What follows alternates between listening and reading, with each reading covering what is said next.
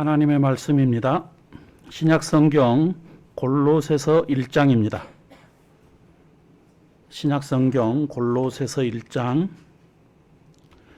13절에서 23절까지의 말씀입니다. 골로새서 1장 13절에서 23절까지의 말씀 제가 낭독하겠습니다. 그가 우리를 흑암의 권세에서 건져내사 그의 사랑의 아들의 나라로 옮기셨으니 그 아들 안에서 우리가 구속 곧 죄사함을 얻었도다. 그는 보이지 아니하시는 하나님의 형상이요 모든 창조물보다 먼저 나신 자니 만물이 그에게 창조되되 하늘과 땅에서 보이는 것들과 보이지 않는 것들과 혹은 보좌들이나 주관자들이나 정사들이나 권세들이나 만물이 다 그로 말미암고 그를 위하여 창조되었고 또한 그가 만물보다 먼저 계시고 만물이 그 안에 함께 섰느니라. 그는 몸인 교회의 머리라. 그가 근본이요 죽은 자들 가운데서 먼저 나신 자니 이는 친히 만물의 으뜸이 되려 하심이요 아버지께서는 모든 충만으로 예수 안에 거하게 하시고 그의 십자가의 피로 화평을 이루사 만물 곧 땅에 있는 것들이나 하늘에 있는 것들을 그로 말미암아 자기와 화목해 되기를 기뻐하심이라. 전에 악한 행실로 멀리 떠나 마음으로 원수되었던 너희를 이제는 그의 육체의 죽음으로 말미암아 화목해 하사 너희를 거룩하고 흠 없고 책망할 것이 없는 자로 그 앞에 세우고자 하셨으니 만일 너희가 믿음에 거하고 터 위에 굳게 서서 너희 들은 바 복음의 소망에서 흔들리지 아니하면 그리하리라.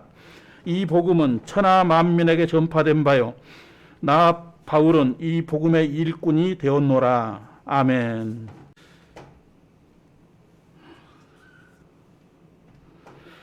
골로새는 소아시아의 그 부르기아 지역의 서남쪽 내륙 도시입니다. 에베소로부터 동쪽으로 약 160km 정도 떨어져 있는데 한때는 무역 도시로 번창했던 도시였습니다. 그러나 바울 사도가 이제 복음을 전파할 당시에는 많이 쇠퇴해서 조그만 도시로 남아 있었습니다. 그러나 비록 작은 도시이긴 하지만 골로새는 부르기아 원주민뿐만 아니라 헬라의 이주민들과 상당수의 유대인 등 그리고 여러 종족들이 혼합하여 거주하고 있었으며 다양한 문화적 현상과 종교적 요소들이 혼재하고 있었습니다. 골로새 교회는 바울이 직접 개척한 교회가 아닙니다. 바울이 에베소에서 3년 정도 사역을 할 때에 그곳에서 바울을 통해서 복음을 들은 에바브라라 하는 사람이 골로새에 가서 교회를 개척을 했습니다. 그리고 그곳에서 직접 목회를 했습니다. 당시 골로새 교회는 여느 교회들과 마찬가지로 가정을 중심으로 모이는 조그만 교회였습니다. 그러나 비교적 믿음의 질서를 유지하고 복음의 열매를 맺으며 건강하게 자라나고 있었습니다. 그런데 이렇게 한창 잘 자라고 있는 골로새 교회에 불길한 조짐이 발생했습니다. 예수 그리스도를 따르는 복음 신앙을 위협하는 이단 사상이 교회에 침투하게 된 것입니다. 골로새 교회의 개척자인 에바브라는 이 문제를 가지고 로마의 가택연금 상태에 있는 바울을 방문했습니다. 그리고 에바브라로부터 골로새 교회의 상황을 전해 들은 바울은 골로새 교회에 보내는 편지를 쓰는데 그것이 바로 골로새서입니다. 따라서 골로새서의 주요 목적은 골로새 교회에 침투한 이단 사상을 반박하는 데 있습니다. 그러면 골로새 교회에 침투한 이단의 정체가 무엇이었을까요? 바울은 골로새 교회 이단에 대해 명시적으로 지칭하지 않고 있습니다. 그리고 다만 철학과 헛된 속임수, 그리고 사람의 유전, 세상의 초등학문이라고 간접적으로 지칭하고 있습니다. 그런데 바울이 골로새의 거짓 가르침을 반박해서 할례나 음식 예법이나 절기 준수 등을 언급하고 있는 것으로 볼 때 골로새 이단에는 유대주의적인 요소가 포함되어 있었던 것을 알 수 있습니다. 또한 골로새 교회의 이단들은 또 지혜를 강조하고 천사 숭배와 금욕주의를 언급하고 있는 것을 볼 때 영지주의적인 요소도 포함되어 있던 것으로 보입니다. 한마디로 골로새 교회에 침투한 이단 사상은 유대주의적인 요소와 영지주의적인 요소가 결합된 일종의 종교 혼합주의였습니다. 물론 바울이 성령의 감동으로 골로새서를 기록할 당시에 골로새 교회는 이단 사상의 침투에도 불구하고 아직 복음적인 신앙을 유지하고 있었습니다. 그러나 침투해 오는 이단 사상의 위협을 마냥 방치할 수는 없었습니다. 그래서 바울은 골로새 교회를 거짓 사상으로부터 지키고 그 거짓 사상을 방치할 경우 그것이 기독교를 본질적으로 위협하는 무서운 적대 세력이 될 것이라는 성령의 감동을 따라서 골로새서를 기록했습니다. 그리고 골로새서와 같은 성경의 가르침이 있었기에 2세기에 있었던 기독교와 영지주의의 한판 대결에서 기독교가 승리할 수 있지 않았나 생각합니다. 골로새서는 거짓 교사들의 가르침에 일일이 대응하고 논쟁하지 않았습니다. 그보다 그리스도의 진정한 본성과 탁월성을 제시함으로써 이단 사상의 헛됨을 드러내고 논박하는 방식으로 기록되었습니다. 쉽게 말해서 가짜를 파헤쳐서 그것들의 허구를 드러내는 방식보다는 진짜를 정확하게 가르쳐 줌으로써 가짜를 쉽게 분별할 수 있도록 하는 방식입니다. 우리가 가끔 들었던 말 중에 위조 지폐를 찾아내려면 위조 지폐를 연구하는 것이 아니라 진짜 지폐를 정확하게 알면 금방 위조 지폐를 찾아낼 수 있다는 논리입니다. 종교 혼합주의라고 하는 골로새 이단의 사상은 결국 예수 그리스도의 신분을 격화시키고 그의 구속사역의 완전성을 부인하게 하려는 것이었습니다. 그렇게 함으로써 그리스도인들이 그리스도를 따르는 것에서 벗어나서 그리스도 외에 새로운 보충물을 추구하도록 하는 것이었습니다. 그러니까 그리스도 외에 다른 것이 필요하다라는 그러한 사상들을 계속해서 주입했던 것입니다. 그래서 바울은 성령의 감동을 따라서 예수 그리스도의 존재와 사역의 탁월함을 제시합니다. 그리고 거짓 교사들의 가르침을 일거에 분쇄해 버립니다. 어떤 물건에 대해 알기 위해서는 가장 기본적으로 그것의 속성, 이 속성이라고 하면 특징이나 성질을 얘기를 합니다. 그것의 속성과 용도, 쓰임새를 알아야 합니다. 그래야 그 물건이 무엇인지 정확하게 알 수 있습니다. 그렇듯이 어떤 사람에 대해 알기 위해서는 그 사람의 성품과 그가 하는 일을 알아야 합니다. 그래야 그 사람의 신분이 무엇이고 그 사람이 무엇을 하는지를 알 수 있습니다.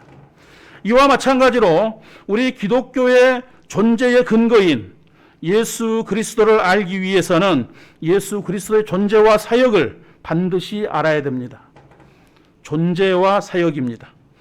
그래서 바울은 성령의 감동을 따라서 골로새서를 기록했고 오늘 본문을 통해서 예수 그리스도의 존재와 사역을 4가지로 설명하고 있습니다. 저는 오늘 본문을 중심으로 예수 그리스도의 존재와 사역이라는 주제로 우리 교회 모든 성도가 예수 그리스도가 어떤 분이고 우리를 위해서 무슨 일을 하셨는지를 함께 살펴봄으로써 우리 교회 모든 성도가 예수 그리스도에 대한 올바른 지식으로 건강한 신앙생활을 할 수 있도록 설교할 것입니다. 예수 그리스도의 4가지 존재와 사역을 오늘 본문을 통해서 하나하나 살펴보겠습니다. 첫째, 예수 그리스도는 구속주라고 말씀하고 있습니다. 본문 13절과 14절에서 이렇게 말씀하고 있습니다. 그가 우리를 흑암의 권세에서 건져내사 그의 사랑의 아들의 나라로 옮기셨으니 그 아들 안에서 우리가 구속 곧 죄사함을 얻었도다라고 말씀하고 있습니다.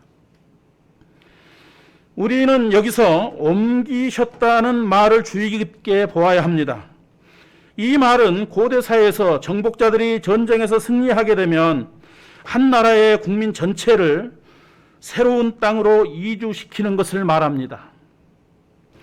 이렇게 하는 이유는 혹시나 있을 수 있는 반란을 방지하기 위한 조치였습니다.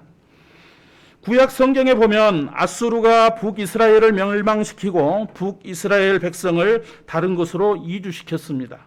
그리고 바벨론이 남유다를 멸망시키고 남유다 백성을 바벨론으로 이주시킨 것도 그러한 이유에서였습니다. 그러면 하나님 아버지께서 우리를 어디에서 어디로 옮기셨을까요?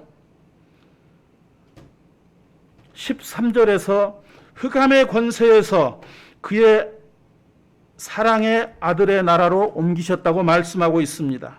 그러면 흑암의 권세란 무엇이고 그의 사랑의 아들의 나라는 무엇일까요?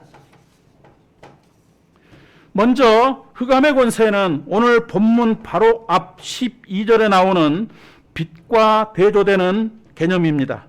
빛은 하나님 아버지와 예수 그리스도를 상징합니다. 반면에 흑암의 권세는 사단의 세력을 의미합니다. 그리고 그의 사랑의 아들의 나라는 예수 그리스도의 나라, 즉 빛과 거룩이 충만한 하나님의 나라를 말합니다. 한마디로 어둠에서 빛으로, 지옥에서 천국으로, 사탄의 권세에서 예수님의 왕국으로 옮기셨다는 말씀입니다. 그렇습니다. 우리 아버지 하나님께서는 허물과 죄로 죽었던 우리를 예수 그리스도의 십자가 구속 사역을 통해서 구원해 주시고 빛의 나라인 하나님의 나라로 옮겨주셨습니다. 사랑하는 성도 여러분, 여러분은 이 사실을 믿으십니까? 골로새 교회 성도들뿐만 아니라 우리도 이미 빛으로 충만한 하나님 나라로 옮겨졌다는 것을 말입니다. 우리 스스로는 도무지 이룰 수 없는 일을 우리 하나님께서는 예수 그리스도를 통해서 이루셨습니다. 하나님께서는 예수 그리스도의 구속 사역을 통해서 우리를 정죄와 억압이 있던 흑암에서 건져내서 거룩과 자유가 있는 사랑의 나라로 옮기셨습니다. 예수 그리스도를 믿고 주님으로 고백하는 사람이라면 누구든지 이 흑암에서 사랑의 아들의 나라로 옮겨지는 것입니다. 그러므로 흑암의 권세 아래 있는 영원한 고통은 더 이상 우리가 두려워할 대상이 아닙니다. 우리는 사망이 가둘 수 없는 천국 백성이 된 것입니다. 물론 우리는 아직 완전한 천국에 살고 있는 것은 아닙니다. 왜냐하면 아직 우리는 육신을 입고 있고 흑암의 권세 아래 있는 사람들과 함께 세상에 발을 딛고 살아가고 있기 때문입니다. 그러나 이 세상 마지막 때에는 우리의 몸도 영원한 천국으로 옮겨져서 흑암의 권세 아래 있는 자들과는 전혀 다른 영원한 복락을 누리며 살게 될 것입니다. 이것이 바로 구속주이신 우리 예수 그리스도께서 베풀어 주신 그 은혜의 덕분임을 분명히 아시고 그 은혜에 합당한 감사와 영광을 돌리시기를 주님의 이름으로 축복합니다. 두 번째, 예수 그리스도는 창조주이십니다. 오늘 본문 15절은 그는 보이지 아니하시는 하나님의 형상이라고 말씀하고 있습니다. 우리는 흔히 형상이라고 하면 딱딱한 조형물을 생각하게 됩니다. 그리고 본질보다도 못한 것으로 생각합니다. 그러나 여기에서 형상이란 현현, 나타난다는 거죠.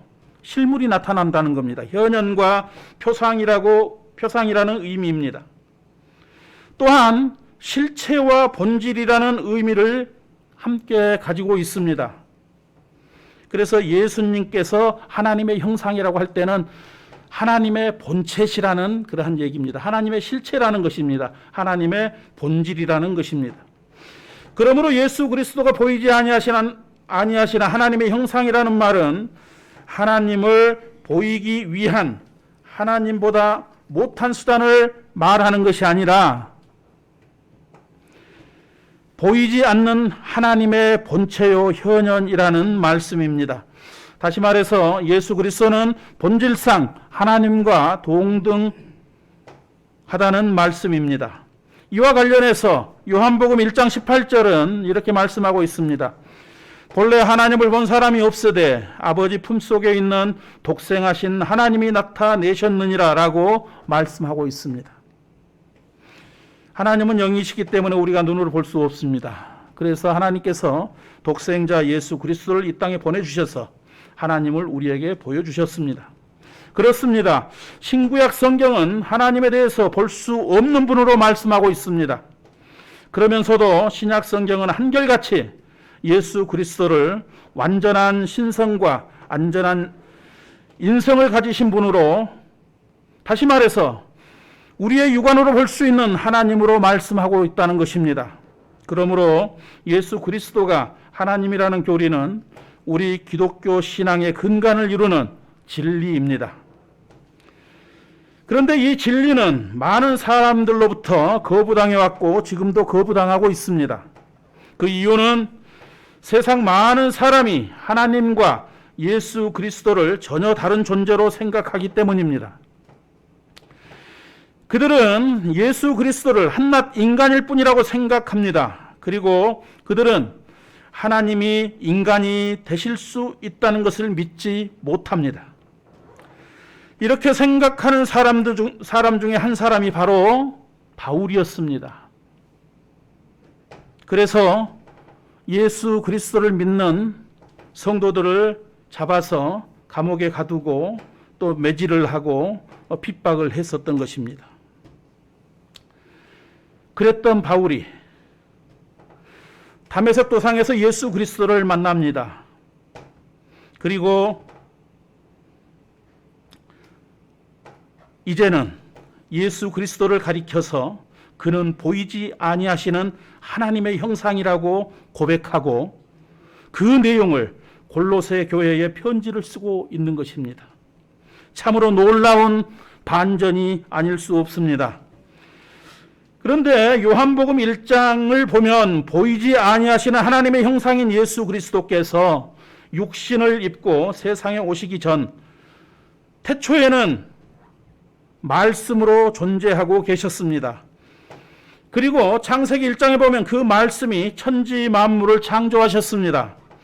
오늘 본문 16절은 만물이 그에게 창조되되 하늘과 땅에서 보이는 것들과 보이지 않는 것들과 혹은 보좌들이나 주관자들이나 정사들이나 권세들이나 만물이 다 그로 말미암고 그를 위하여 창조되었다고 말씀하고 있습니다.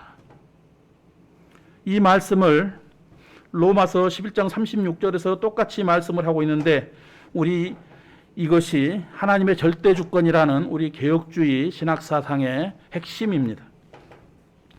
여기서 더욱 중요한 말씀은 만물이 다 그로 말미암고 그를 위하여 창조되었다라는 말씀입니다. 이 말씀은 예수 그리스도께서 창조의 주체이시고 창조의 목적이라는 말씀입니다. 그래서 만물은 예수 그리스도가 없이는 존재할 수도 없고 예수 그리스도께서 붙들어 주시지 않으시면 유지될 수도 없다는 말씀입니다. 그러므로 만물은 예수 그리스도를 위해 존재해야 한다는 말씀입니다. 그러면 우리가 여기서 어떤 교훈을 얻을 수 있겠습니까? 창조주이신 예수 그리스도께서 예수 그리스도를 통해서 우리가 몇 가지 교훈을 얻을 수 있는데, 첫째, 예수 그리스도만이 우리의 유일한 숭배의 대상이라는 것입니다. 세상에는 참 신이 아니고 신이라 불리는 또는 신이라 칭하는 그러한 것들이 많이 있습니다. 그러나 창조주이신 예수 그리스도 앞에서 그것들은 모두 한낱 피조물에 불과할 뿐입니다. 골로새서를 기록할 당시에 골로새 교회 안에는 예수 그리스도를 하나님에 의해 창조된 천사의 하나로 생각하고 천사를 숭배하는 사상이 있었습니다. 그래서 바울은 예수 그리스도께서 창조주이시며 모든 천사는 예수 그리스도의 피조물이라는 것을 변증하고 있는 것입니다. 오직 예수 그리스도만이 우리의 숭배의 대상이라는 것을 선포하는 것입니다. 세상은 예수 그리스도 외에 다른 무엇인가를 많이 숭배하고 있습니다. 그러나 우리는 오직 예수 그리스도만이 창조주로서 우리의 숭배의 대상이라는 것을 깊이 명심해야 합니다. 둘째, 창조주이신 예수 그리스도를 통해서 우리가 얻을 수 있는 두 번째 교훈은 만물은 예수 그리스도를 위해 사용되어져야 한다는 것입니다. 세상뿐만 아니라 우리 기독교 안에서도 만물은 인간을 위해 만들어진 것이라는 사상이 팽배합니다. 그래서 인간은 만물을 인간의 유익을 위해서 마음대로 사용하고 심지어 자기들 마음대로 파괴하는 일도 서슴지 않습니다. 그러나 본문 16절 말미에 만물은 예수 그리스도를 위하여 창조되었다고 분명히 말씀하고 있습니다. 그러므로 우리는 만물을 예수 그리스도를 위해 선하게 사용해야 합니다. 하나님께서 우리에게 만물에 대한 통치권을 주신 것은 잘 관리하도록 하기 위함이지 자기 유익을 추구하도록 하기 위함이거나 마음대로 파괴하도록 하기 위함이 아닙니다. 그러므로 우리는 만물에 대하여 청지기로서의 자세를 가지고 잘 관리해야 합니다. 그리고 창조주신 예수 그리스도를 통해서 우리가 얻는 교훈 세 번째, 우리는 예수 그리스도를 위해 창조된 피조물이라는 것입니다. 이것은 우리가 예수 그리스도의 영광을 위해서 살아야 한다는 것입니다. 불신자들은 모두 자기 자신을 위해서 삽니다. 그리스도인이라고 하는 사람들 중에도 많은 사람이 자기의 유익을 위해 사는 사람들이 많습니다. 이것은 예수 그리스도께서 우리를 창조하신 목적에서 이탈한 모습입니다.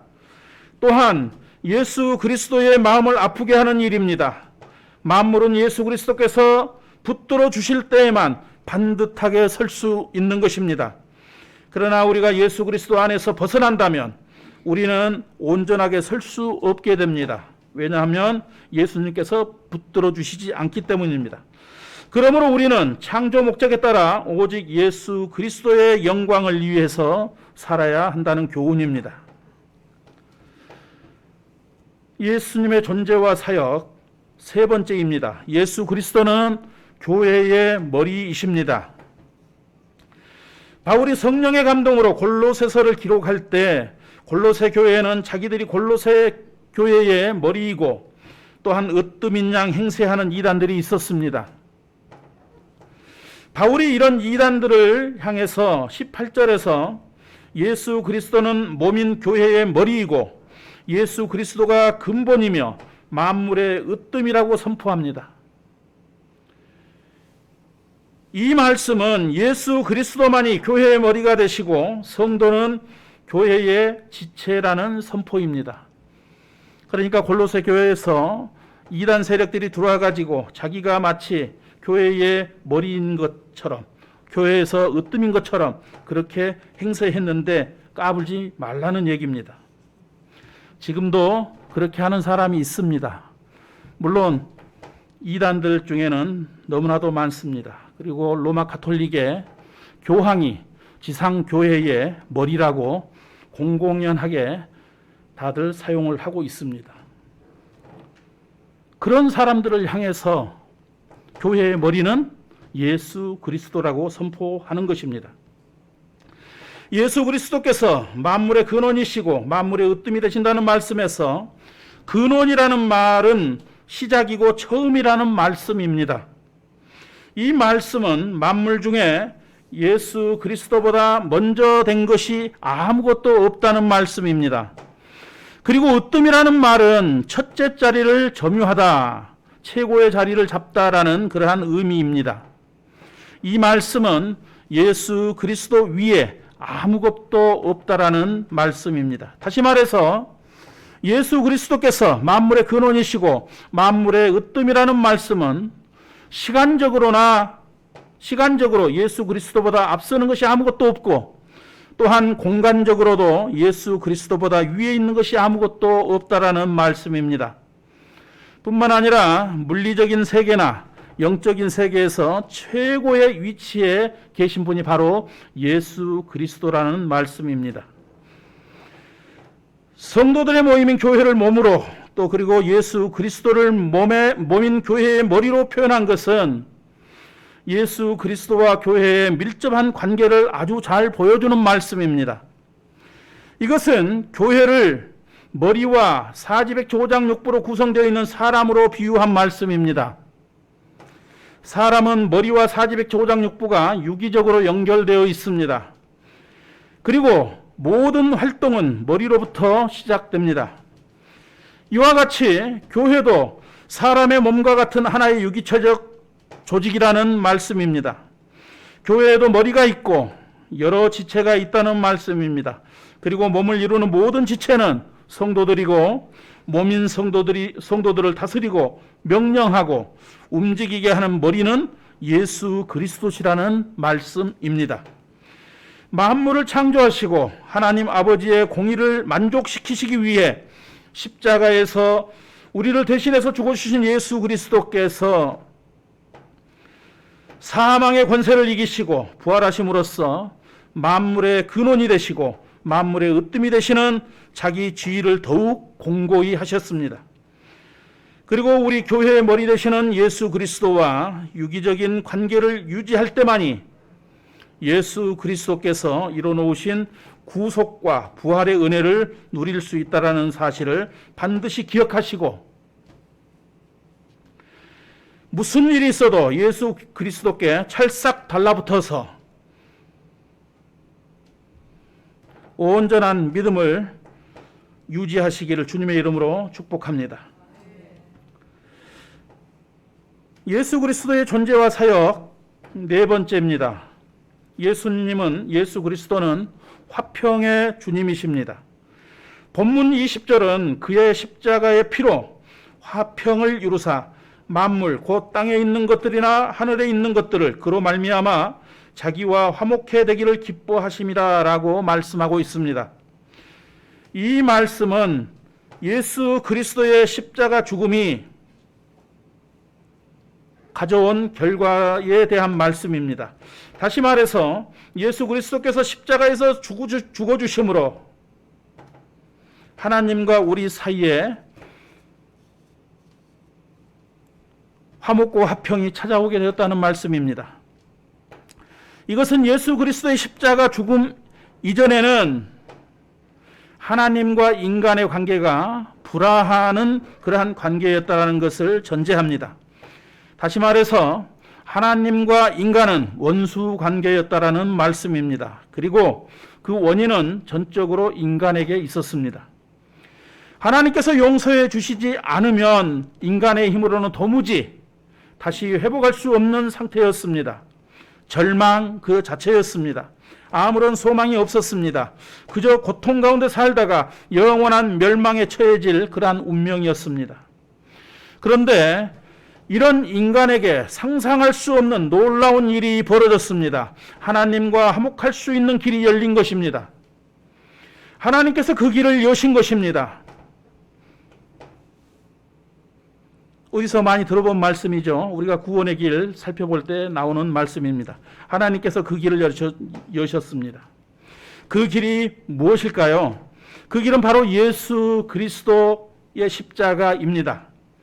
그렇습니다. 하나님께서 죄가 없으신 하나님 당신의 독생자 예수 그리스도를 세상에 보내셔서 죄인된 인간을 대신해서 십자가 제단에서 죽게 하심으로써 하나님 당신과 인간을 위한 화목 제물로 삼으셨습니다. 그리고 예수 그리스도를 믿는 자마다 의롭다 하심으로 하나님과 다시 화목하게 하신 것입니다. 로마서 3장 25절은 이 사실에 대해서 이렇게 증거하고 있습니다. 로마서 3장 25절입니다. 이 예수를 하나님이 그의 피로 인하여 믿음으로 말미암는 화목 제물로 세우셨으니 이는 하나님께서 길이 참으시는 중에 전에 지은 죄를 간과하심으로 자기의 의로우심을 나타내려 하심이라. 또한 요한 1서 4장 10절도 이렇게 말씀하고 있습니다. 하나님이 우리를 사랑하사 우리 죄를 위하여 화목제물로 그 아들을 보내셨음이니라. 그렇습니다. 예수 그리스도의 십자가의 피가 하나님과 우리를 화목하게 한 것입니다. 예수 그리스도의 십자가 피만이 하나님과 인간 사이를 화목하게 하는 유일한 방편입니다. 우리가 하나님께 나아갈 수 있는 길은 이 길 말고는 다른 길이 절대 없습니다. 오늘날 종교다원주의를 주장하는 이단자들은 기독교 밖에도 구원의 길이 있다고 부르짖고 있습니다. 그러나 그들이 아무리 다른 구원의 길이 있다고 부르짖어도 그것은 공허한 메아리에 불과합니다. 하나님께서는 인간이 하나님과 화목할 수 있는 다른 방편을 제시한 일이 없습니다. 요한복음 14장 6절과 사도행전 4장 12절이 이 사실을 증명하고 있습니다. 요한복음 14장 6절입니다. 내가 곧 길이요 진리요 생명이니 나로 말미암지 않고는 아버지께로 올 자가 없느니라.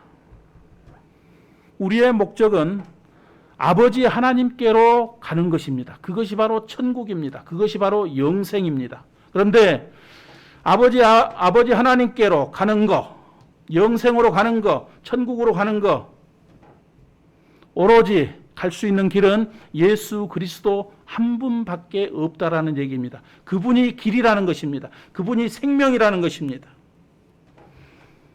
그리고 그분만이 참이라는 것입니다.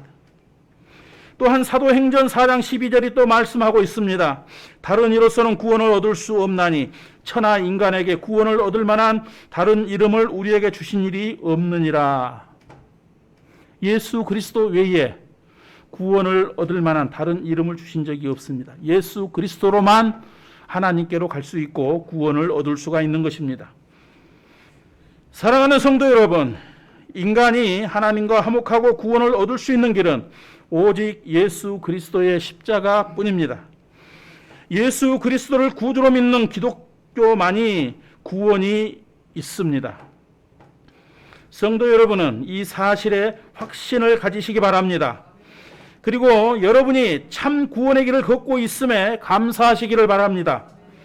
세상 모든 사람이 구원에 이르기를 원하지만 구원에 이르는 사람은 예수 그리스도를 믿고 하나님과 화목한 우리뿐입니다. 예수 그리스도 그분만이 우리의 화평이시라는 것을 굳게 믿음으로 하나님과 온전한 화평을 누리시기를 주님의 이름으로 축복합니다. 오늘 우리는 골로새서 1장 13절에서 23절을 본문으로 예수 그리스도의 존재와 사역에 대해 살펴보았습니다. 예수 그리스도는 우리의 구속주가 되시고 만물의 창조주가 되시며 교회의 머리가 되시고 우리의 화평의 주님이 되십니다. 이 말이 계속 몇 차례 반복이 될 것입니다. 하나님께서는 이 예수 그리스도를 통해서 악한 행실로 하나님을 멀리 떠나 마음으로 하나님과 원수가 되었던 우리를 하나님과 화목하게 하셨습니다. 본문 21절에 나온 말씀입니다. 또한 하나님께서는 예수 그리스도를 통해서 우리를 거룩하고 흠없고 책망할 것이 없는 자로 세우시기를 기뻐하셨습니다. 22절 말씀입니다. 그리고 우리가 기초가 튼튼하게 다져진 믿음에 굳게 서 있고 복음의 소망에서 흔들리지 않으면 우리를 거룩하고 흠이 없고 책망할 것이 없는 자가 되게 할 것이라고 말씀하고 있습니다. 23절 말씀입니다. 사랑하는 성도 여러분, 오늘날 우리가 처해 있는 상황은 골로새 성도들이 처했었던 그 상황과 비교했을 때 그 심각성에 있어서 더하면 더했지 덜하지는 않습니다. 기독교 교훈과 정면으로 대치되거나 왜곡된 사상이 난무하고 있는 것이 현실입니다. 따라서 우리에게도 요구되어지는 것은 성부, 성자, 성령 삼위일체 하나님에 대한 믿음과 복음의 소망에 대한 정확한 지식입니다. 다시 한번 반복합니다. 우리에게 요구되어지는 것은 성부, 성자, 성령 삼위일체 하나님에 대한 믿음과 복음의 소망에 대한 정확한 지식입니다. 그런데도 많은 교회와 성도들이 기독교 교리에 대한 가르침을 딱딱한 것으로 생각하고 거부하거나 등한시하고 있습니다. 그래서 교리를 가르친다고 하는 교회는 잘 안 갑니다. 딱딱하다고, 재미가 없다고. 그러나 베드로전서 3장 15절은 이렇게 말씀하고 있습니다. 부활의 소망을 묻는 자들에게 대답할 것을 준비하라. 부활의 소망을 묻는 자들에게 대답할 것을 준비하라. 우리 성도님들 준비되어 있습니까? 이 말씀대로 우리가 믿는 진리에 대해 분명하고 책에 있는 지식이 있어야 합니다. 모두가 신학자가 되라는 말이 아닙니다. 적어도 우리가 믿는 기독교 진리에 대해서 자신 있게 설명할 수 있어야 한다는 말씀입니다. 우리 기독교 진리의 핵심은 구속주가 되시고 창조주가 되시고 교회의 머리가 되시고 화평의 주님이 되시는 예수 그리스도입니다. 어떠한 설교를 해도, 누가 설교를 해도 그 설교에서 예수 그리스도가 빠지면 온전한 설교라고 할 수 없습니다. 그러나 많은 사람들이 예수 그리스도에 대한 진실된 복음의 설교보다는 말초신경을 자극하는 그러한 달달하고 재밌고 또 삶 속에서 인간적으로 유익한 그러한 설교들을 많이 찾아 헤맵니다. 잘못된 것입니다. 다시 한번 말씀드립니다. 우리 기독교 진리의 핵심은 구속주가 되시고 창조주가 되시고 교회의 머리가 되시고 화평의 주님이 되시는 예수 그리스도이십니다. 이 예수 그리스도를 단단히 붙잡고 흔들리지 않음으로써 하나님 앞에서 거룩하고 흠이 없고 책망할 것이 없는 자로 인정받으실 뿐만 아니라 바울과 같이 예수 그리스도가 구속주이시고 창조주이시고 교회의 머리가 되시고 화평의 주님이 되신다는 이 복음을 세상에 널리 전파하는 복음의 일꾼들이 되시기를 주님의 이름으로 축복합니다.